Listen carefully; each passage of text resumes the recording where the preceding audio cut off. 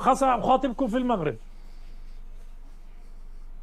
وفي خطوة تستطيع المغرب أن تقوم بها، وأنا أدعو إخواني في المغرب، الجماهير، القوى الإسلامية والوطنية وبكل اتجاهاتها الفكرية والسياسية، أن تخاطب قيادة البلد غيرة على المغرب، غيرة على مصالحه وأمنه، وغيرة على فلسطين، خاصة في ظل هذه الجريمة وفي ظل الحقائق.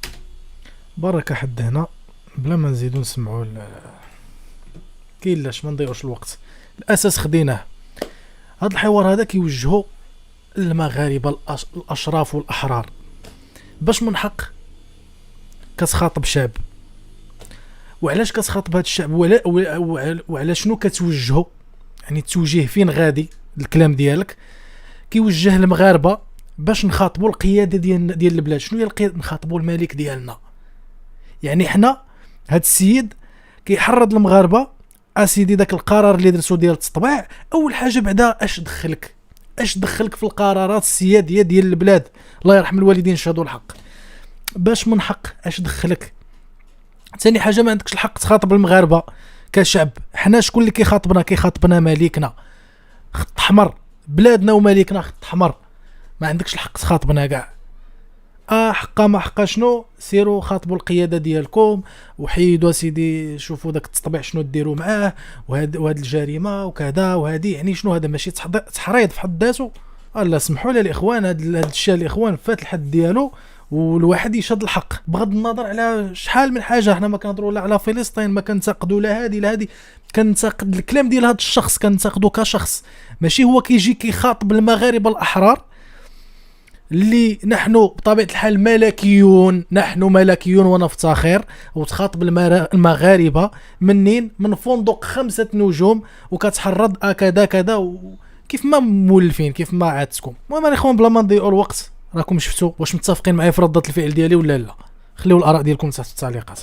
ندوزوا الاخوان الفيديو الثاني اللي هو غيكون كرد لهذا السيد هذا. بداية ملي كنهضروا على الطبيعة الاماراتي كنت تقول لك اخويا التكنولوجيا. خوتي العزاز، حاولوا انكم تفرقعوا داك اللايك باش الفيديو كيتقترح وكيشوفوه ناس اخرين ويوصل لكاع المغاربه. كرا بطبيعه الحال كيحاربوا لنا الفيديوهات ديالنا الاخوان والقنوات ديالنا بالديسلايك بالسينيال بشتى الطرق باش الفيديوهات ديالنا ما يطلعوش. ولكن اخوتي الاحرار نتوما ما عليكم الا تدعمونا فقط باللايك بالكومونتير بالبارطاج بكل شيء. ما تبخلوش علينا بالتفاعل ديالكم باش الفيديوهات هكا الاخوان كيتريكومونداو الروبو ديال اليوتيوب كيقترحوا وهكا كيوصل لكاع المغاربه والرساله ديالنا كتوصل. وشكرا بزاف على الدعم ديالكم. حاولوا الاخوان نعاودوا الفيديو، راني شتت لكم التركيز ديالكم. بداية ملي كنهضروا على الطبيعة الاماراتي كنت تقول لك اخويا التكنولوجيا والامارات شغلها هذاك. سمعوا الله يرحم الوالدين، سمعوا امارات شغلها هذاك. ملي كتقولوا التطبيع الاماراتي كنت تقول لك اخويا التكنولوجيا والامارات شغلها هذاك. باغا التكنولوجيا، باغا تقدم، باغا تزيد قدام كذا كذا. تركيا واخا تطبع هانيه، واخا تقول لهم وراه مصر مطبعه، مصر عندها سيناء وراه كتمحتلها لها اسرائيل صاحبي. ترى مصر الا ما اعترفتش باسرائيل وما دخلتش معها في اتفاقيه راه مشات لها سيناء. واخا سيدي تقول لي الاردن، تقول لك اخويا وادي عربه. ويلي يا صاحبي، والاردن الا ما مدخلش في الشراكات مع اسرائيل راه ما يدير والو. كتقول لي البحرين، تقول لك اخويا البحرين راه كل مره كتهددها ايران، كل مره تقول لي راه انتو جزء مني، وعندهم 70% ديال الشيعة وعندهم غير 30% ديال السنة، وكاينه نايضه عندهم الروينه، فهمتي؟ البحرين هانيه. تقول السودان اش عندهم؟ تقول لك السودان مساكن راه كانوا في لائحه دعم الارهاب، مساكن طاولوا فيها 27 عام، بغاو يخرجوا منها المهم بغاو يدبروا على راسهم. الله يسهل عليهم. كتجي للمغرب تقول لا طبيعوا خيانه وعباد الله ويك عباد الله والمغرب وعباد الله. الوحده الترابيه ديال مصر احسن من الوحده الترابيه ديالك المسروح. وهادو مغاربه كيشاركوا معنا. كل تلاقيتو معايا انا حاكم المغرب والله يما كنت نحيد لكم الجنسيه ولا نحكم على الحدود، لان بكل بساطه هذا سميتو النفاق. تجد مبررات للسودان وما بغيتيش تشوف داك الشيء اللي كتشوف بعينيك. خسرتي الثلث ديال البلاد مشى اللي هو شنقيط لاجل القضيه الفلسطينيه، والفلسطيني في الاخر عطاك الخمس او عطاك ثلث من الخمس. وجاي دابا كتجي تقول لك لا تطبيع خيانه لا لان بكل بساطه مسروحين من طرف الاخوانجيه في قطر وفي تركيا. شوف تركيا اليوم كيفاش لقاو ليها المبرر. تركيا خرج اتحاد المتأسلمين، اتحاد المنافقين المتأسلمين، خرج في بيان خاص، وشكون؟ قراداغ اللي هو اصلا تركي، اصلا عثماني، خيخرج غيقول لك وتطبيع تركيا هو مفيد للقضيه الفلسطينيه ويخدم القضيه الفلسطينيه والقضايا الاسلاميه وكذا. كيجي عندنا المغرب تطبيع خيانه ناري اويك ويك دار المغرب لانهم على درايه تامه على ان المغرب ما غيدور مع حد، واللي دوا غياكل الدواء. وثاني حاجه هو المغرب غادي يخدم المصالح ديالو، لذلك كيرسلوا لنا المسروحين من الداخل، وهذا هو المشكل. الطابور الخامس، علاش قلت لكم كون تصادفوا معايا انا حاكم المغرب نحيد ليماهم الجنسيه ونلوحهم للصحاري، لوح يماه من الكركارات لهي في قندهار، دبر على راسك ما بقيتيش مغربي. خصوه بحال هكا، خصو بحال الطريقه هكا كيفاش تتعامل معاه. مادام انت مسروح وسير اخويا سرح في الصحاري، سير عند قريش، سير سرح الصحراء الكبرى. وانا تجي تفرع عليا مخي وانا ونجيو نصور لك الباسبور ونصور لك لاكارت ناسيونال، في الاخر جيت توقف ضدي. المرضى النفسيين هادو. منين سارحك واحد من تركيا سير اخويا ولي تركي، علاش تجي تفرع عليا انا مخي؟ منين اخويا انت عندك فلسطين احسن من الصحراء، وسير اخويا قاتل مع الفلسطينيين راه في الضفه الغربيه وقطاع غزه، سير اخويا الفلسطين. شكون حبسك؟ نخلص لك البيه، اجي عندي انا نخلص لك البيه، زيد نتحمل مسؤوليتي انا نخلص لك البيه حتى الاردن، ومن ثم ندخل الضفه الغربيه انا نخلصها عليك ونشد لك حتى الطاكسي من عمان حتى. انا بعد هاد السيد اللي خون كيعجبني في الكلام ديالو، منطقي 100%، كنتفق معاه. وانتم شنو بالكم؟ ولكم واسع النظر. حيت الاخوان انا كرد فعل ديالي راكم شفتوها، ما كنتفقش انا حتى ما كاينش الحق حتى عند شي حد باش يتدخل في القرارات السياديه ديال البلاد والقرارات ديال المؤسسه الملكيه ديال ملكنا نصره الله، الصلاه على النبي، بوان فينال. بلا ما نزيدو نضيعوا الوقت، قلبوا الدوره. نزو نشوفوا اخبار اخرى الاخوان. الأندلسيين يحتفلون بأصولهم المغربية بالنجمة الخماسية مكتوب تحتها المغرب بالعربية. شوفوا الفيديو الإخوان.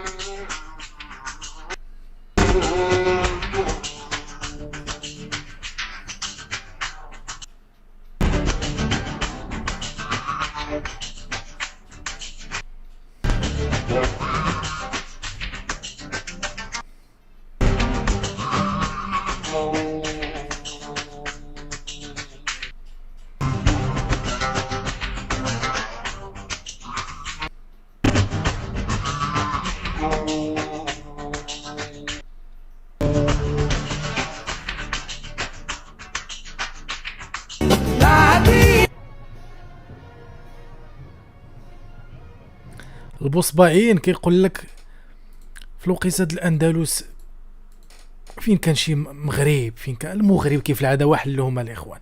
مرض بينا الله يشافيه مساكن. الاندلس المغربيه شئت ام ابيت، بغيتي ولا كرهتي، الاندلس المغربيه، وهذه كتسمى اجاري الامبراطوريه المغربيه العظمى. يلا طرطق الله يشافي الله يشافي. واش المغرب ها علاش الاخوان المغرب كبير عليهم، علاش المغرب عنده بزاف ديال الاعداء، كاين بزاف ديال اعداء الوطن. واش الملك ديالنا نصره الله كيجي غير هكا وكيقول اللهم كثر حسادنا، والله ينصرنا. مزيان هيهات وهيهات باش يقدروا على المغرب افعال لا اقوال، ماشي بحال شي وحدين راكم شفتوه الهرطقات ديالو والجنون بلا عظمه الله يشافيهم مساكن. كيجيب لهم بالهم راه قوه ضاربه، ساعه قوه ضاربه في الخيال العلمي. دوزو الفيديو اخر.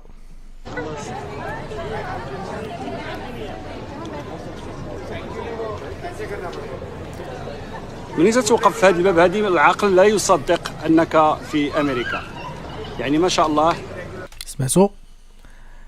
ما كتصدقش انك في امريكا. كتشوف هادشي، كتشوف العمران وداكشي ديال الزخرفه ديال المغرب وداكشي ديال المغرب، فهمتوا؟ ولكن هادشي في امريكا. نعم صدق او لا تصدق. يعني ما شاء الله ملي تتوقف في هذا الباب هذه العقل لا يصدق انك في امريكا. يعني ما شاء الله.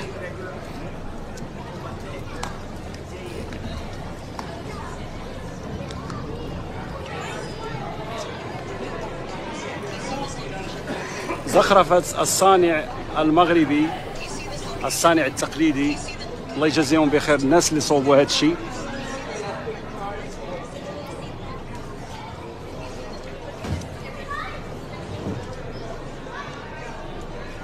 باب بوجلود دايرين بحال محاكاة البلايص ديال المغرب. والله العظيم لا تيجيبك الله بحال اللي راك في المدينه القديمه ديال فاس. بما انني انا ابن مدينه فاس فحس دابا انني في المدينه القديمه. بلاد دار فاس.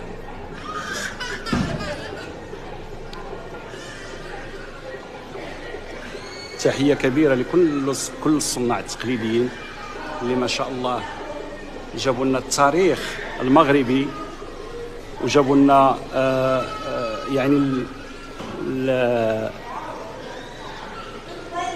التجربه يعني الكبيره ديال الصانع المغربي ما شاء الله، وحطوها لنا في امريكا. يعني والله لا تقاوص زعما. انا بغيت نركز على هاد التقاوص هادو والصومعه فعلا بحال اللي راك هنا في البلاد. فيعني اي حد اللي تحت له الفرصه انه يجي لفلوريدا يجي يزور هذا المكان هذا تشم ريحه البلاد. الدار البيضاء. تحيه لكاع الجاليه المغربيه فين ما كانوا في انحاء العالم، تحيه كبيره لكم.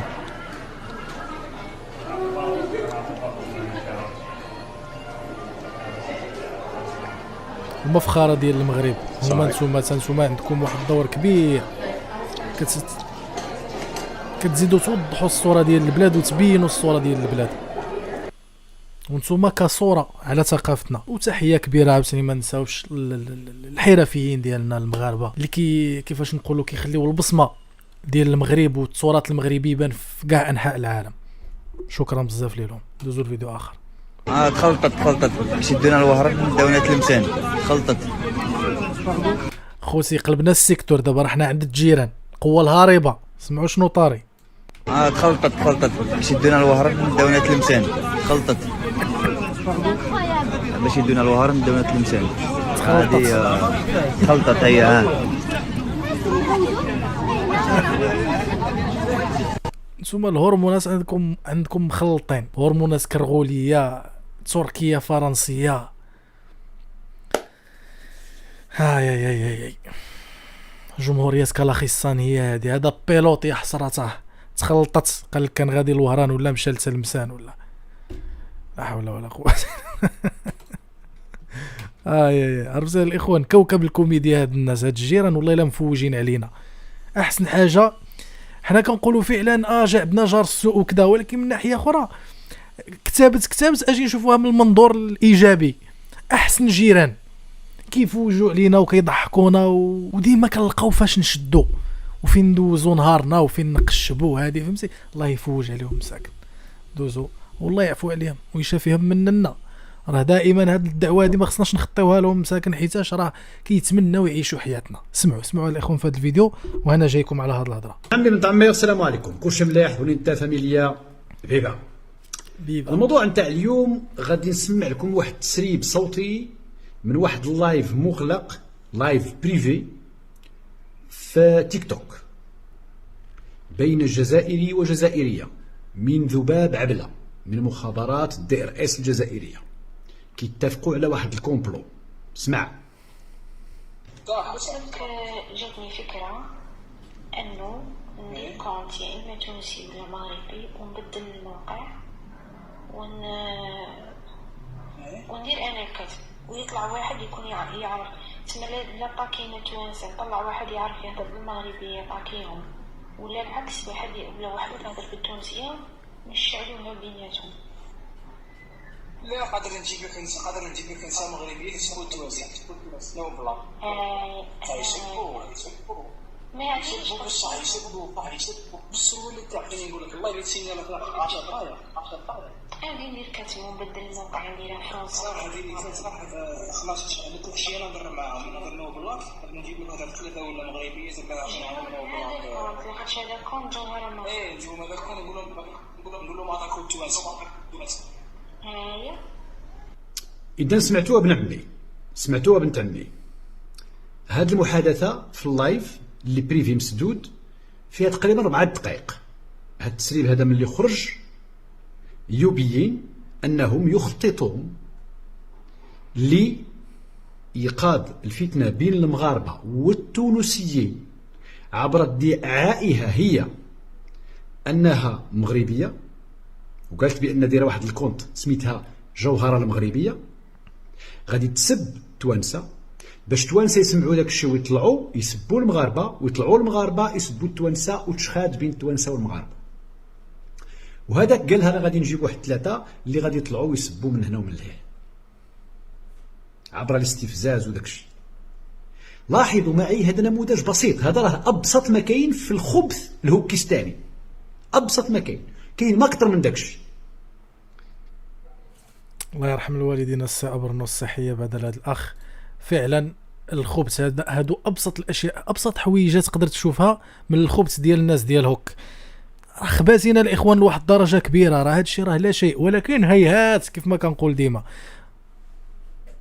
راه تفرشوا الإخوان، والله العلي العظيم إلا تفرشوا ولاو معروفين أنهم هما داك كيفاش نقولوا داك الشيطان الشعال العوافي كيشخدها هنا ويدير الفتنه هنا ويكذب هنا ومهم. وباش تعرفهم مساكن الذكاء ديالهم على قد الحال، كلاخيستانيين، جمهوريات كلاخيستان. ها هو الاوديو تسرب راه 100% هذا شي مغربي ولا شي مغربيه ولا يعني اللي صافي مطنقين سحاب لهم راه فعلا راه شي جزائري ولا جزائريه. وحنا يعني بطبيعه الحال راه يعني الاحرار ديالنا راه ما كيتفكوش باي طريقه من الطرق وفي اي ظرف من الظروف يدافع على بلاده ولو بهذه الطريقه هذه، يشوف كيفاش يتوغل وكيفاش يدير شي استراتيجيه ويحشي راسو معاهم ولا تحشي راسها معاهم، ومن بعد تفضحهم تفرشهم وبلا ما نحتاجوا حيتاش اصلا ولاو مفضوحين اضحوكات العالم، ولاو معروفين في هذه الصوره البذيئه الرخيصه، ما عمرهم غيوصلوا لشي حاجه. دوزو فيديو اخر. تاجير انا بزوان دو لونسي 60 ساتيليت ان شاء الله 60 تاجير انا بزوان دو لونسي 60 ساتيليت ان شاء الله. هي السي عبد المجيد دوبرمان ولاني دوبرمان مربى السي عبد المجيد كديديب عمري في حياتي ما كذبت. والله الا كديديب، الله ينعس الشيطان خطينا. دوزو فيديو اخر. يا الناس اللي راهم 60 ساتوليت انا راه عاد دابا باقي كدور لي في دماغي ما تستوعبتش. هي القوه الهاربه. يا الناس اللي راهم يحكموا المروك، ربي يرحم والديكم، حكمونا فقط لمده عام، فقط لمدة سنة. رحم والديكم يا خاوتي. الناس اللي راها تحكم في المغرب يا خاوتي تعالوا يا رب العالي حكموا شمال افريقيا فقط مدة سنة. راني رحت المغرب يا خاوتي، راسي يحبس، راسك يحبس، راسك يحبس. تخيل اخوتي حتى الكلاب يا خوتي يلزمها يعني تقطع الطرقات من ممر الراجلين. احنا في بلاد الاخرى والله الناس العاديين يا خوتي لا يفهم ما معنى ممر الراجلين. مع الاسف اخوتي الشديد. الحصول سيدي حم والديك. نحن انا اناشد بالحكام تاع المغرب يحكمونا بارك عام او سنتين، يرحم والديكم. راه راسنا يوجعنا يا خوتي. راني رحت المغرب يا خوتي، ورحت يا خوتي الصحراء المغربيه هذه يا رب العالي تقول راك في لاص في غاز من حيث يا خوتي نظافه. راني راسي حبس من نظافه يا خوتي، من ناحيه نظافه ومن ناحيه خوتي الاضاءه والشوارع بنيه تحتيه. والله راسك يحبس اخوتي، راسك يحبس. ما يجيش لي واحد راهو يبعث لي الرسائل في الخاص ويقول لي الصحله لا يفات بي لا الصحله هذه لا تنتمي الى دوله ما. يا رب العالي انا تقنعني باللي الصحراء هذه تنتمي الى 100 شخص في القاطن. يعني تقنعني انا باللي الصحراء هذه تنتمي لمئات الاشخاص موجودين في الخيام، حتى ليس لهم حتى يعني المراحل، حتى الملاحظ ما عندهمش، حتى تواليت ما عندوش. تقنعني انا تقول لي باللي هذه الصحراء هذه تاع يا رب العالي، يا رب العالي. مستحيل تقنعني لان الصحراء هذه تاع المملكه المغربيه التي لا في عمرها 12 قرن. 12 قرن يا خوتي. الصحراء هذه تاع 45 مليون شخص، تاع 45 مليون شخص. ومستحيل تقنعني تقول لي باللي هذه تاع 100 الاشخاص في القياط. الامبراطوريه الازيد من 12 القرن ولا عزاء للحاقدين. هذه هي الحسكه اللي واحله للناس. المغرب الله ينصرنا. اول حاجه الاخوان بعدا كوصيه من عندي، ما تنخادعوش من هذا الكلام المعسل المدسوس بالسموم. كيفاش يعني؟ هو كلام زوين، هو فعلا كيجيو الناس ديال هوك كيجيو لهنا كيشهدوا الحق. المغرب واعر عليهم بزاف، هرب عليهم، ولكن غير اون فوا كيرجعوا لهيه الخبط داكشي هكاك مربين على داكشي بالعربيه. حيت ملي كيجيو يلقاو المغرب حسن منهم بزاف، والمغرب راه حسن من بعض الدول الاوروبيه بكل ثقه. وحنا الا قلنا القوه الضاربه راه بالفعل، ولكن حنا راه افعال لا اقوال. خلينا من الهضره والشعارات الخاويه كيف ما كيديروا هوك. وبداك الحسد ديالهم هو اللي كيخليهم الاخوان كيمشيو كيبداو عاوتاني كيتقلبوا كيتسيفوا. دابا انا كيقولوا كلام زوين مزيان، ولكن كيقولوا الحق. المغرب واعر، ان فوا كيمشيو ليه كيتسيفوا. شنو هادشي معناته؟ ماشي زعما يعني راه كانوا كينافقوا هنا، لا راه كانوا كيقولوا الحق، غير هو ملي كيمشيو ليه داك الحسد كيخدم. علاش بلادهم احسن مننا؟ اران نسبوا اران كذا، هذا هو الخبز الكابراناتي. وحنا ما عندهم فاش يزيدونا ولا ينقصونا. ودائما شعارنا الخالد الله الوطن الملك. وعاشت الامبراطوريه المغربيه ولا عاش من خانها ولا عزاء للحاقدين. ايوا الجيران شنو غادي نقول لكم؟ الله يشافي.